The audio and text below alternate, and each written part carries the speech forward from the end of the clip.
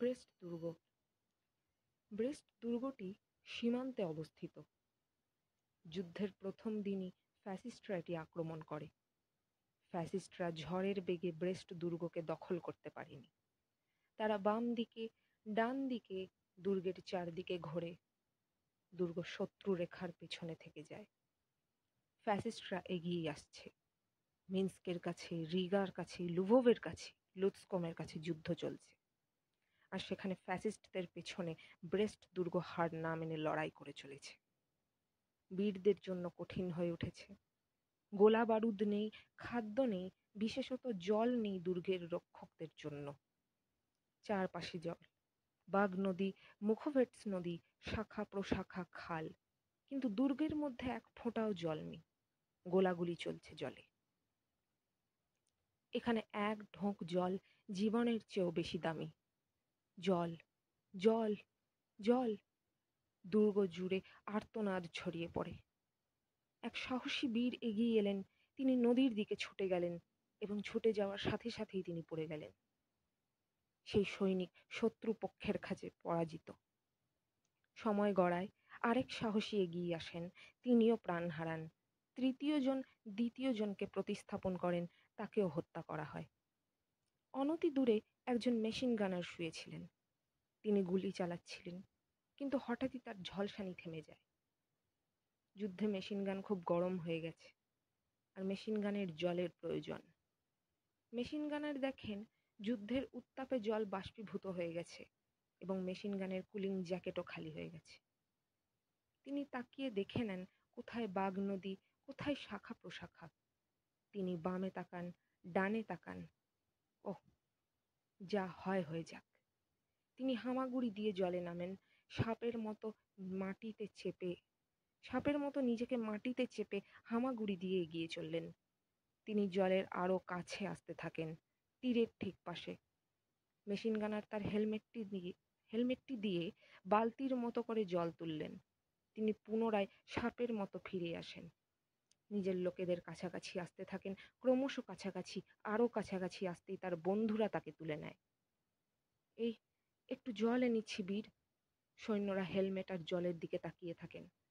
তৃষ্ণায় তাদের চোখ ঘোলাটে হয়ে আসে। তারা জানেন না যে মেশিন গানার এই জল তার মেশিন গানের জন্য এনেছিলেন। তারা অপেক্ষা করছেন যদি তিনি তাদের একটু জল দেন, অন্তত এক ঢোক। মেশিন গানার সৈন্যদের দিকে তাকান, তাদের শুকনো ঠোঁট, চোখের উষ্ণতা দেখতে পান।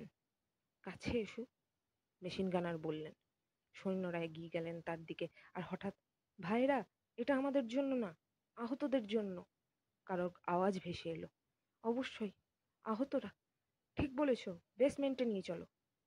সৈন্যরা এক যোদ্ধাকে বেসমেন্টে পাঠায়। তিনি বেসমেন্টে জল নিয়ে গেলেন যেখানে আহতরা শুয়েছিল। ভাইরা, তিনি বললেন, জল। গলার আওয়াজের দিকে মাথাগুলো ঘুরে যায়। তাদের মুখে আনন্দের ঝিলিক। যোদ্ধা একটি মগ নিলেন, তাতে সাবধানে জল ঢাললেন। কাকে দেওয়া যেতে পারে দেখার জন্য তিনি তাকান।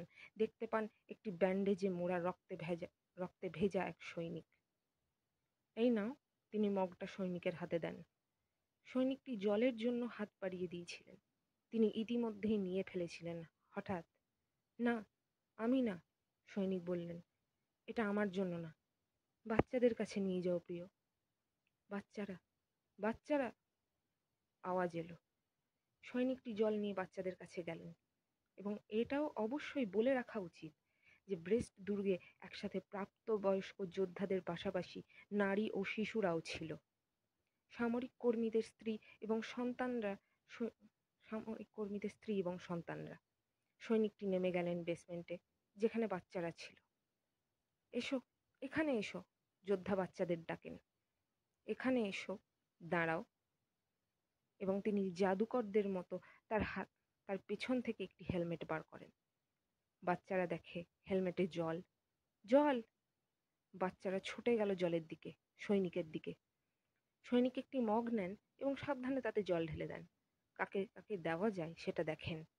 তিনি দেখলেন কাছেই দাঁড়িয়ে মটরশুঁটির মতো ছোট্ট একটি বাচ্চা। নাও, তিনি বাচ্চাটিকে বললেন, বাবাকে দিন। ছোট্ট ছেলেটি বলল, তিনি ওখানে গুলি করছেন। এসো, জল খাও। যোদ্ধা হেসে বললেন, না। ছেলেটি মাথা নাড়ল। বাবাকে দিন। সে এক ঢোক জলও খেল না এবং বাকিরাও তাকে অনুসরণ করে জল খেতে চাইল না।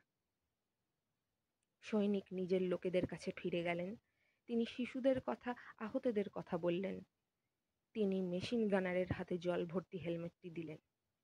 মেশিন গানার জলের দিকে তাকান, তারপর সৈন্যদের দিকে, যোদ্ধাদের দিকে, তার বন্ধুদের দিকে। তিনি হেলমেটটা নেন, জল ঢেলে দিলেন মেশিন গানের ধাতব আবরণে। আবার জীবন্ত হয়ে ওঠে মেশিন গানটি। কাজ শুরু করলো, গুলি চলতে শুরু করলো। মেশিন গানার সৈন্যদের আগুন দিয়ে আড়াল করলেন। আবারও কিছু সাহসী এগিয়ে আসেন। বাগের দিকে, মৃত্যুর দিকে তারা হামাগুড়ি দিয়ে এগিয়ে গেলেন। বীররা জল নিয়ে ফিরে আসেন, বাচ্চাদের ও আহতদের জল খাওয়ান। ব্রেস্ট দুর্গের রক্ষকরা সাহসিকতার সাথে লড়াই করেছিলেন, কিন্তু তাদের সংখ্যা সামান্যতম ছিল। আকাশ থেকে তাদের ওপর বোমা বর্ষণ করা হলো, সরাসরি কামান দাগা হলো ফ্লেম থ্রোয়ার্স থেকে। ফ্যাসিস্টরা অপেক্ষা করছে, যে কোনো মুহূর্তে মানুষ দয়া ভিক্ষা করবে, যে কোনো মুহূর্তে একটি সাদা পতাকা দেখা দেবে। অপেক্ষা তারা করতেই থাকে, কিন্তু কোনো পতাকা দেখা যায় না, কেউ করুণা চায় না। ৩২ দিন ধরে দুর্গের জন্য যুদ্ধ চলে। আমি মরছি, কিন্তু হার মানছি না। বিদায় মাতৃভূমি। দুর্গের শেষ রক্ষাকর্তাদের একজন বেয়োনেট দিয়ে দেওয়ালে লিখেছিলেন। এগুলি ছিল বিদায়ের বাণী, কিন্তু তারই সাথে এটি একটি শপথও ছিল। সৈন্যরা তাদের শপথ রক্ষা করেছিলেন। তারা কেউ শত্রুর কাছে আত্মসমর্পণ করেননি। এই দেশ এই জন্য তার নায়কদের প্রণাম জানিয়েছে। আর তুমি, পাঠক, এক মুহূর্তের জন্য থামো, তোমার মাথা নত করো বীরদের সম্মানে। ধন্যবাদ।